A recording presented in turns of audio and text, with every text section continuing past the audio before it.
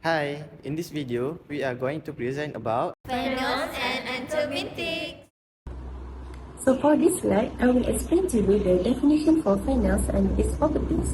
Phenols is a type of organic compound that is characterized by a hydroxyl group, which is OH. It is a group attached to a carbon atom that is also part of aromatic ring, which is benzene.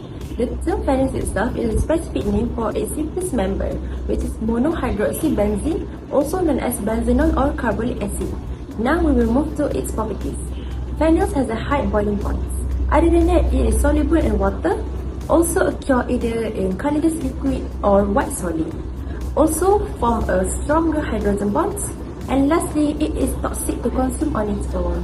Use of phenol. First, we got chemical matricotomy used in surgery for encroaching nail. It will stop the nail from growing back. Second, we got phenol injection into a muscle to treat condition known as muscle spasticity. This happens when brain doesn't communicate properly when nervous system causes muscle become tight. Phenol injection help limit the signal sent from the nerve to your muscle that cause the contraction. Third, we got sore throat spray. Used in some throat spray that can help numb throat and relieve symptoms caused by sore throat and irritation in mouth. Lastly, we got phenol liquid, often used in molecular biology with trichloromethin and chloroform to spread DNA, RNA, or protein in isolated them in pure form. I'm here to talk about phenol and its effect to the environment. Phenol is a chemical compound that is widely used in various industries, including the petroleum industry and the production of gasoline and other fuel, and the production of synthetic rubber and other polymer. However, phenol can be harmful to the environment, particularly in aquatic system.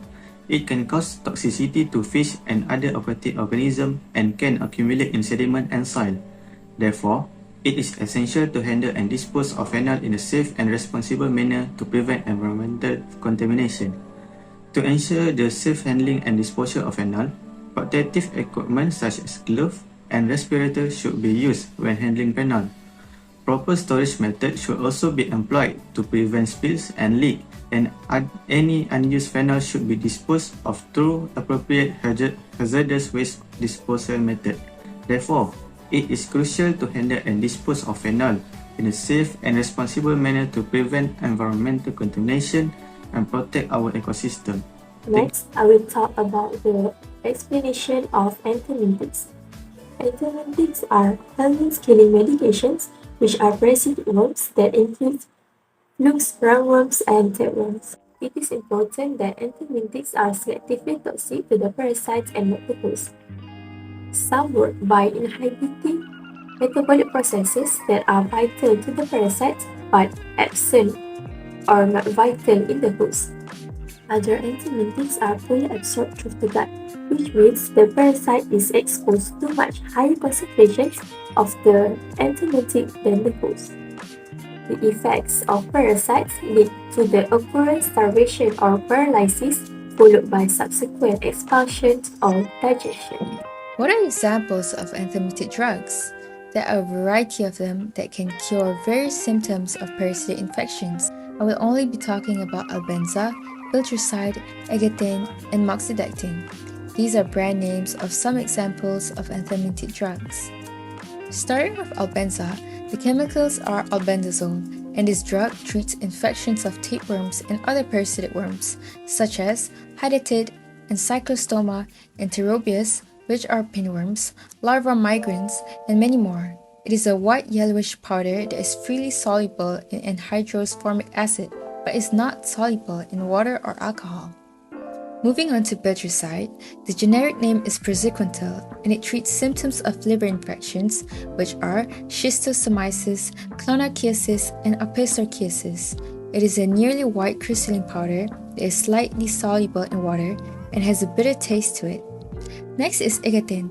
They are triclabendazole tablets, and it treats the symptoms of fasciolosis, which is an infection of the livers of various mammals, including humans, and is transmitted by sheep and cattle.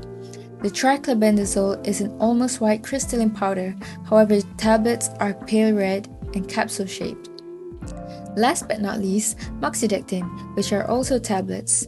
This drug treats the symptoms of onchocerciasis, also known as river blindness.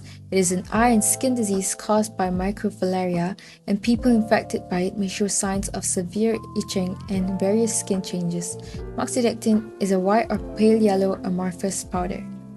All in all, these drugs may cause serious side effects that are common, such as abdominal pain, fever, dizziness, or vomiting. In addition, anthelmintics will bind to the nerve and the muscle cell of those parasites, which can cause them to paralyze or even death.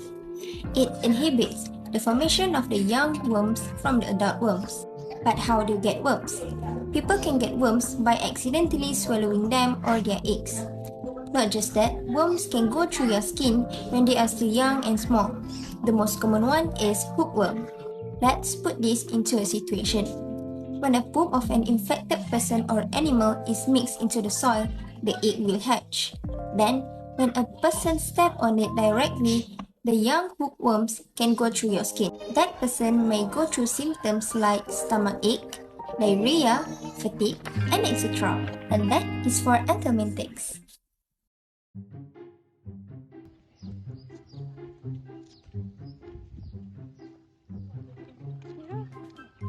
Hey, Hisham. Hey, Hisham. Hey guys. Hisham, did you just get back from the field? Yes, I am. Why are you asking? But Hisham, why aren't you wearing any shoes? It is necessary. I can whenever I want. Hisham, do you know how dangerous it is not wearing a shoes? What's so dangerous about it? Here's the thing, Hisham. Did you know there are a lot of parasites and bad bacteria on the ground that can cause infection to you just from your skin, your bare skin touching it? See, but I don't feel anything and my body just healthy. Of course you are healthy now. It takes time for the parasite to take over your body if you don't try to prevent it. Or else you will end up getting nausea or abdominal pain. I see. I was being ignorant right now. So can you tell me how to prevent this? Sure, you can start by washing your feet as soon as you get home so that you can get rid of the soil that may have parasites that could have affected your feet. And also, don't forget to wash both of your hands and feet with antibacterial soap so it can lower your chances of getting infections. So thank you for your advice right now, and I want to go home and do what you said. Sorry, Hisham. You can still learn. See you at class tomorrow. Bye-bye. Okay, bye.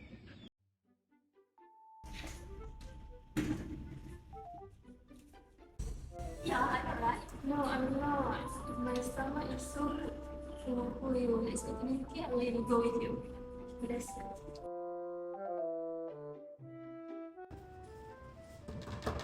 Yes, come in.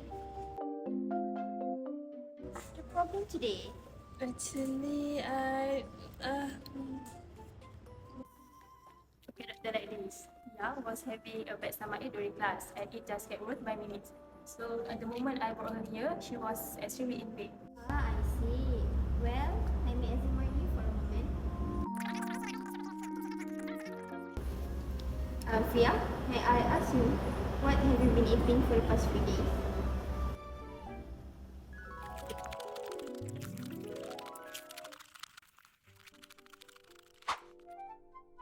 So, did you wash your hand or making sure your food is in good condition? No. Okay, I think you might being infected by the parasite worm. This tiny organism entered your body and they live in the digestive system, and that's the cause of your stomachache. This happened because you might eat raw food or undercooked food. Plus, you did not wash your hand. is there any cure, doctor, for this? Don't worry, Fia. Since the worm is just about to develop in your stomach, I believe you're not too late to fight this. I will provide you with some mebendazole. This drug is often used to treat several types of worm infection. I hope that will help you. Thank you, doctor, for the explanation.